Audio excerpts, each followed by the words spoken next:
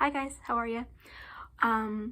First of all, I wanted to thank you for such a lovely, kind response to my last video. Everyone was very, very nice. And I hope it helped someone, or at least made someone feel less alone. I did try to do the La Vie en Rose video. I did try. Je vois la vie en rose. So I appreciate it. Today I wanted to talk about the 13 books that I read in the month of February, which is quite a few, so let's get started. First, I read The Fifth Season by N.K. Jemisin. This was so good. I loved it. Normally you don't see sci-fi that does polyamory well, and this one did, and I just loved that about it. And the way that Jemisin entangled the characters and their stories, and you couldn't tell how they were all related until you just saw that they were all together at once. Amazing world building, incredible human relationships. Jemisin is just such an amazing sci-fi writer, easily the best of our time. I'm not going to tell you what it's about because I feel like you should discover it on your own, but I do recommend it if you like sci-fi. Next, I reread The Diary of Anne Frank. This was one of my favorite books as a kid, which is a little strange. I read this book hundreds of times as a child because I was fascinated by Anne Frank. I thought she was just the most strongest and most brilliant person to ever live, and that she was so grown up. And now I'm 21. I haven't read it since I was quite a bit younger, so it was a lot harder reading it this time. When I was reading it, I was a kid, and she seemed so old. And now I'm 21, and I know that she was a child, and she had a future. It was taken from her. Pieces like this are important because, much like happens today with COVID and stuff, people forget that behind the numbers of the genocide of World War II, are people. Every single one of those deaths is a person, and Anne Frank was a real person with hopes and dreams and desires and struggles. She wanted to be a writer. She loved to learn. Her diary is so personable, and you can really tell who she is. You can tell she's a great writer from her work in her diary.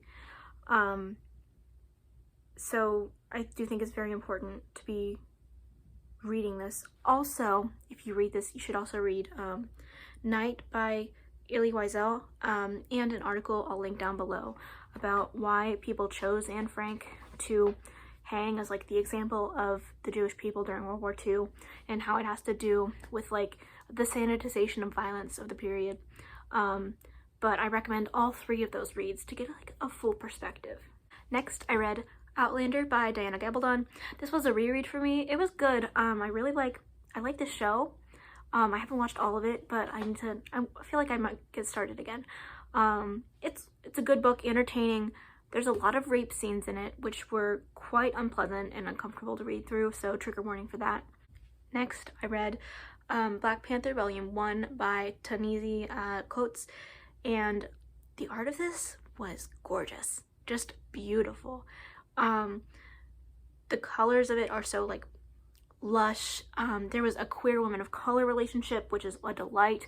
I haven't really read comics since I was a kid, so it was nice to get back into it and just enjoy the art of it. I feel like in academic English, among people who like to read, especially academically, there's this idea of oh, comics aren't up to snuff or whatever, and I think that's stupid and not true. So this is me telling you that I'm getting into comics, and maybe if you feel like it, you should too. Next, oh, this one's good. The Shallows, What the Internet is Doing to Our Brains by Nicholas Carr. This was a fun little nonfiction buddy. It makes cognitive science accessible to even people like me who are not sciencey at all. It talked a lot about our attention spans and how our pathways are being reconstructed by Twitter and stuff. And it was super interesting. I this is like the sort of topic you always think abstractly about, but you never like, oh, I should Google it. So having all the research condensed for me was quite convenient. Next, another nonfiction book, Plucked, A History of Hair Removal by Rebecca Herzig. This was fascinating. It covered topics from the forced shaving of Guantanamo Bay detainees to second and third wave feminism and how that works. With hair removal, my one complaint is that it's very Americentric. It's not a history of all hair removal, just that of America's. So I was a little misled by that. But in terms of history of American hair removal, fascinating and so well researched and just all encompassing. Loved it. Next, I read Permanent Record by Edward Snowden. This is probably going to be one of my top favorite books for the year. Snowden is just charming and writes in a way that makes even the most baffling of technological concepts accessible. And I believe that he's an American hero, and this book is an inside look at how and why he did what he did, while also giving him a human depth that the media and the vilification of him by our government, well, the US government, has not allowed him. Like, this book shows him as a full person, so I do highly recommend it. And it's just very well written. Next, I read Beach Read by Emily Henry. My friend recommended this to me, and I finally got around to it, and it was absolutely delightful. Like, writers falling in love, discussion on the devaluation of women's literature, and like a female lead being hopeful and romantic, but still being like hesitant because there's trauma. I loved everything about it. I loved how romantic it was. I loved how it dealt with the deep, dark parts of being in love and like struggling with your childhood and like coming into yourself and your craft. So good. Next, I read The Duke and I by Julia Quinn. This is the first book in the Bridgerton series. Here's the thing. I loved this book. And I loved the series. But the thing is that there's a whole ass aggressive rape scene in here. Like, really intense, and it is a significant part of the plot. And they treat it like it's not a big deal because the man is the victim of it.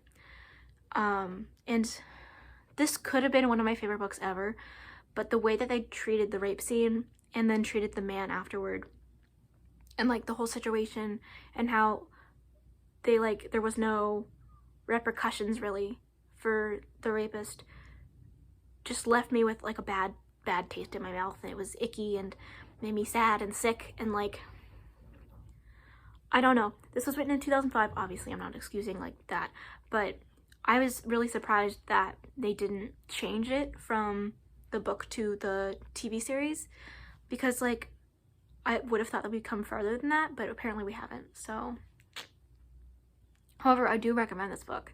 It is super fun in Regency, and it's very much like a sexy little fun Jane Austen book, which you know is my stuff. So next, I read Rick Steves' Scotland. Guys, I got into my grad school in Scotland, so I'm moving to Scotland in like 6 months. I can't believe that that's really happening, but every time I think about it too long, I get like really emo about it, so I'm not going to talk about it for too long. But expect lots of videos about that, packing up my life, moving to another country, all the things I want to do and see when I'm there. God, I'm so happy. Next, I read Northanger Abbey by Jane Austen. On my 21 before 21 list, one of the things that I wanted to do but did not do was read all of Jane Austen's work, and I didn't do it. But now I'm making progress. I always forget how funny and sarcastic and snarky Jane Austen is as a writer. This book is super fun. Like, you can tell Jane Austen has a vibe that is like irreverent, but also treating the time and the like social interactions as like knowing that they're very formulaic, but also knowing that it's how life is. And it is just so good. And then there's also a really interesting discussion throughout about the hierarchy of narrative and like the devaluation of novels, specifically in the 1800s. So I thought that was super cool. Next, I read Dearly by Margaret Atwood. This was a poetry collection, and it was really good. My favorite bit was a bunch of really powerful poems about climate change. Overall, an excellent poetry collection, like the kind of quality you've come to expect from Margaret Atwood, the titan of literature. And then finally, I read I Would Leave Me If I Could by Halsey, as in like the singer, songwriter. So these were decent poems. I expected as much given how hand-in-hand songwriting and poetry are. Some were definitely better than others though. But I feel like people kind of shit on this because she's like a popular singer, and I think that's doing her a disservice. So I think if you like poetry, then you should give it a whirl. I did think it was well done. So let me know how you're doing. Let me know what your favorite book was that you read in February, or if you took a break from reading or whatever. Let me know how you're doing. I hope you're well. I hope you are staying safe and staying healthy. Hopefully you are getting closer and closer to the top of the vaccine list. One can only dream. Like, comment, subscribe, and I'll see you very soon. Bye!